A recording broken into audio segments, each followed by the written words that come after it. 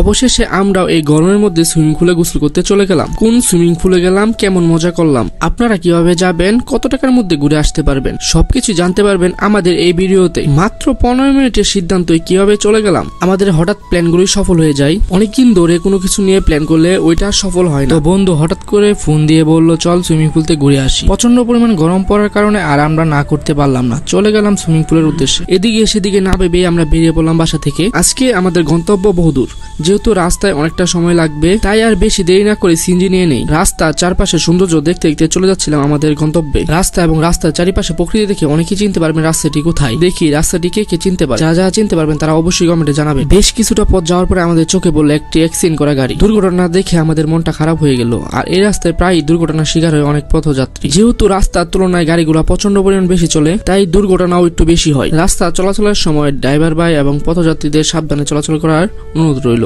আমরা গাড়ি চেঞ্জ করে আমরা আরেকটি অটো গাড়ি নিয়ে নেই। এখন আমাদের পথ পাড়ি দিতে হয় বহুদূর, 15 থেকে 17 কিলোমিটার এখন আমাদের বাকি যাওয়া। এখনকার ভিউ গুলো আমাদের কাছে মনে হচ্ছিল পাহাড়ি অঞ্চলের ভিউ। পাহাড়ি অঞ্চলের মতোই চারিপাশের মাটিগুলো উঁচু নিচু, মনে হচ্ছে আমরা পাহাড়ের বুকে হারিয়ে যাচ্ছি। সবাই এই জায়গাটা যাওয়ার সময় পাহাড়ি কিছু ফিল নিতে পারবেন। পাহাড়ি জমির উঁচু নিচু ভিউ দেখতে দেখতে আমরা চলে আসলাম আমাদের কাঙ্ক্ষিত গন্তব্যে। ভিতরে ঢুকে আমরা দেরি না করে 4 জনের জন্য 4টি টিকিট কেটে নেই। যেহেতু গরম মাত্রই পড়ছে, তার জন্য সুইমিং পুলের চাহিদা অনেক বেশি। এখানে জনপ্রতি সুইমিং পুলের টিকিটের মূল্য ছিল 150 টাকা। 4 জনে আমরা ঢুকে পড়ি 500 টাকা দিয়ে। আমাদেরকে 100 টাকা ডিসকাউন্ট দেওয়া হয়। টিকিট কাটার পরে আমরা খেয়াল করি রিসোর্টটি ছোটখাটো হলো, প্রকৃতি সুন্দর যে সাজিয়ে তোলা হয়েছে অনেক সুন্দর করে রিসোর্টটিকে। এসবে আমরা খেয়াল না করে আমরা সরাসরি চলে যাই হচ্ছে রিসোর্টের সুইমিং পুলে। তারপরে আমরা রিসোর্ট ঘোরার সময় আরো অনেকটা পাবো। সুইমিং পুলে এখানে যাই আমাদের লকার কিনতে হয়। এখানে হচ্ছে ফ্যান্টাসি কিংডম এবং ড্রিম হলিডে পার্কের মতো লকার সিস্টেম ছিল। তো এখানে লকার সিস্টেমটাও আমার কাছে ভালো লাগছে। সবার এই জিনিসপত্রর একটা নিরাপত্তা থাকবে। আমরা লকার নিয়ে নিলাম, তারপরে জামা কাপড় চেঞ্জ করে ফেললাম। দূর থেকে দেখতে পাচ্ছেন তো সুইমিং পুলে কি পরিমাণ লোক। আর এই সুইমিং পুল গুলাতে প্রচন্ড পরিমাণ লোক এমনিতেও থাকে। এই সুইমিং পুলে ভালো লাগার একটি জিনিস ছিল হচ্ছে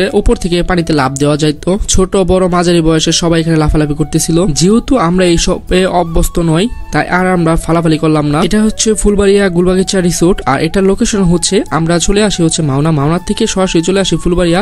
ফুলবাড়ির থেকে সরাসরি চলে আসি গুলবাগিচা রিসোর্টে। মাওনা থেকে আমাদের জনপ্রতি সিএনজি ভাড়া পড়ছিল 40 টাকা এবং ফুলবাড়িয়া থেকে জনপ্রতি অটো ভাড়া পড়ছিল 50 টাকা। রিসোর্টটিতে গোসল করার জন্য আমাদের জনপ্রতি দিতে হচ্ছে 150 টাকা। এই হলো আজকে আমাদের খরচ। তো অনেকক্ষণ দেরি করে আমরা সুইমিং পুলে নামলাম। যেহেতু আমাদের আজকে জ্বর ছিল, তাই আমাদের কিছু ভালো লাগতেছিল না। আর বাকি 3 জন কিন্তু অনেক লাফালাফি এবং মজা করতেছিল। সুইমিং পুলে আমরা পানিতে বেশিক্ষণ না থেকে 10 থেকে 15 মিনিট থাকার পরে আমরা উঠে পড়ি, কারণ অনেক খারাপ লাগতেছিল। কিছুক্ষণ বসার পরে ভাবছিলাম আবার নামবো, তার আর আমাদের নামা হলো না, কারণ তারাই আর কিছুক্ষণ পরে উঠে পড়লো। তারপর ছোটখাটো একটা বাংলোর সামনে চলে গেলাম। আর এখানে আমরা হচ্ছে ফটোশুট করব। অনেকের দেখা দেখি আমরা এখানে কিছু ছবি তোলার পরে এখানে হাতের ডান সাইডে ছিল হচ্ছে ঠিক বাংলোর সামনেই ছোটখাটো ঝর্ণা পাহাড়। রিসোর্টটিতে আমি দেখতে পেলাম ছোট ছোট করে উপরে ছন দিয়ে বানানো কিছু বসার জায়গা, গাছের উপরে টেবিল সিস্টেম করে এখানে বসার জায়গা ছিল, বিভিন্ন জায়গায় উঁচু জায়গায় বসার জায়গা ছিল। এখানে ঢুকতে আপনারা দেখতে পাবেন হচ্ছে একটি খেলার মাঠ। যেহেতু আমরা দুপুরের দিকে ঢুকতেছিলাম, তারপরে আমাদের চোখে বললো এখানে অনেক মিলে খাওয়া দাওয়া করতেছিল। তারপর রিসোর্টে আমরা কিছু সুন্দর সুন্দর জায়গা খুঁজে বের করি এবং আমরা ফটোশুট করি। দেন আমরা বাইরে বেরিয়ে পড়ি। বাইরে যেহেতু অনেকগুলো অটো ছিল, তার জন্য আমরা দেরি না করে একটি অটোতে